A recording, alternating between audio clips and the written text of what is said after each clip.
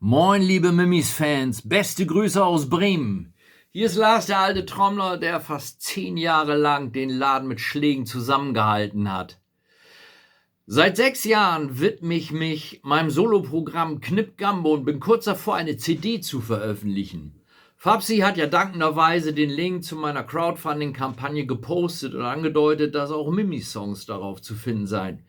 Yep, es sind derer 2 und den ersten Song stelle ich euch heute vor.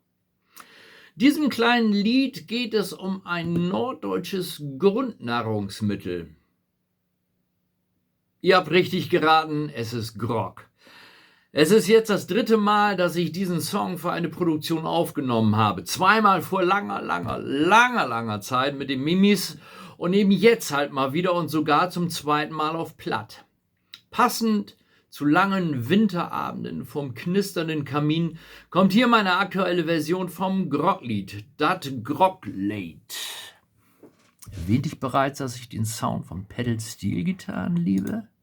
Weiß ich gar nicht.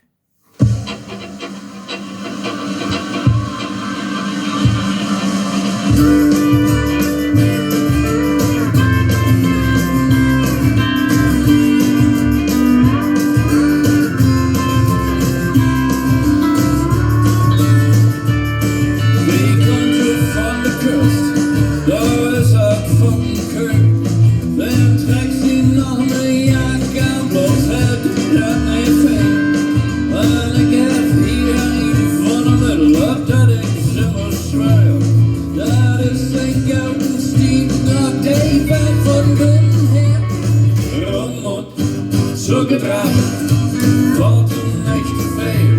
En ik had een procent en maand nog steeds niet veel. Rommel, zugebracht, wordt een echte veel.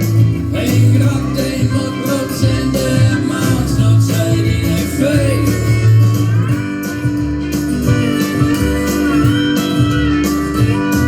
Ik wil dat naar Engeland gaan. Yo! Wenn euch das gefällt, und ich weiß, das gefällt euch, dann klickt auf den Start Next Link. Da gibt es die CD und nette kleine und große Dankeschöns. Holtsche Fuchti. Bis denn. Tschüss.